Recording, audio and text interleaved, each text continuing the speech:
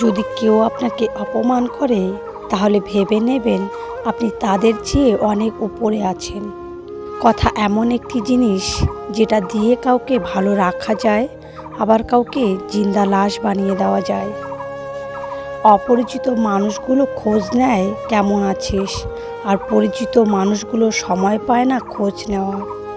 অতীত থেকে শিক্ষা নেওয়া দরকার, তবে অতীতকে আঁকড়ে ধরে বেঁচে থাকা ঠিক নয়, কারণ সময় অতীতের দিকে নয়, ভবিষ্যতের দিকে ধাবিত হয়। আপনার খাবারটিকে ঔষধ হিসাবে পরিমাণ মতোই খান, তা না হলে আপনাকে বাকি জীবনটা ওষুধকে খাবার হিসেবে খেতে হবে।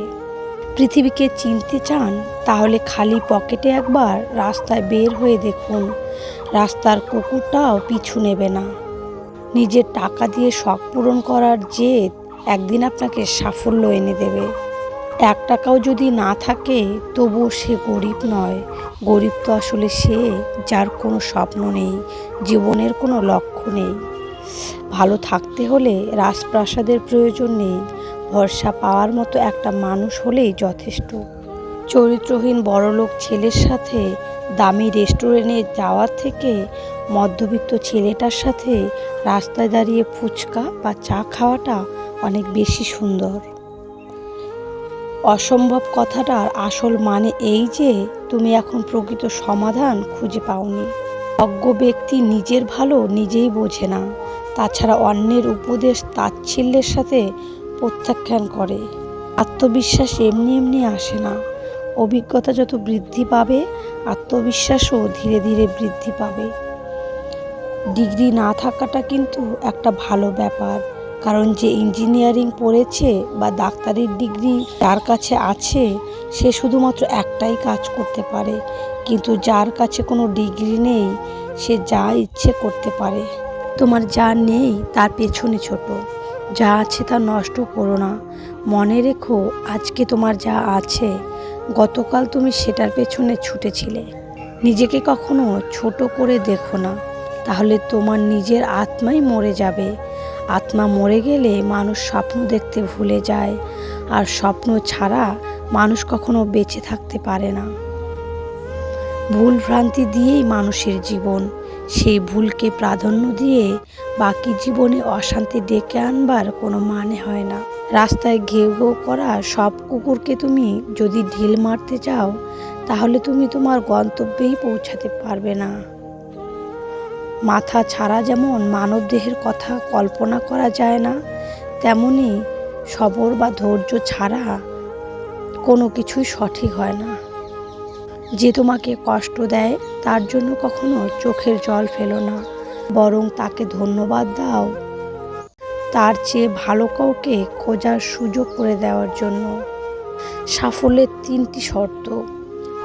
নাম্বার 1, অন্যের থেকে বেশি জানুন। নাম্বার 2, অন্যের থেকে বেশি কাজ করুন। নাম্বার 3, অন্যের থেকে কম আশা করুন। যদি তুমি ব্যর্থ হও অর্থাৎ ফেল করো তাহলে কখনো হাল ছেড়ে দিও না, কারণ ফেল শব্দটার একটা অন্য মানে আছে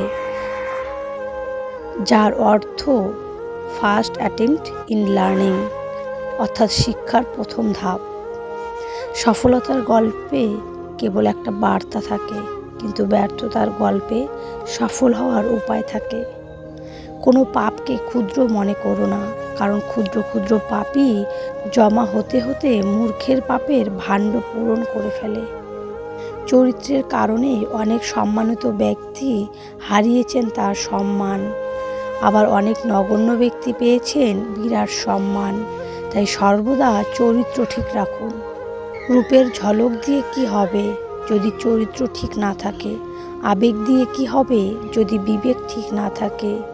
শিক্ষা দিয়ে কি হবে যদি ব্যবহার ঠিক না থাকে? জীবনের একটি মুহূর্তও যদি বৃথা ব্যয় করো তবে সেটিকে কোটি কোটি স্বর্ণ মুদ্রার বিনিময়েও ফিরিয়ে পাওয়া যায় না। সুতরাং বৃথা সময় নষ্ট করার চেয়ে বেশি ক্ষতি আর কিছুতেই হতে পারে না। প্রকৃত সুখ তখনই পাওয়া যায় যখন তোমার কাজ নিজের এবং অন্যের উপকারে আসে। কাউকে নিয়ে সমালোচনা করা যতটা সহজ, তার জায়গায় দাঁড়িয়ে তার পরিস্থিতি বোঝা ঠিক ততটাই কঠিন। আইন মাকড়সার জালের মতো ক্ষুদ্র, কেউ পড়লে আটকে যায় আর বড়রা ছিঁড়ে বেরিয়ে আসে।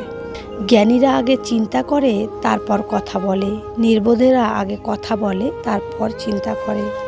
কাউকে সাহায্য করা ভালো, কিন্তু তা কখনো নিজেকে পথে বসিয়ে নয়।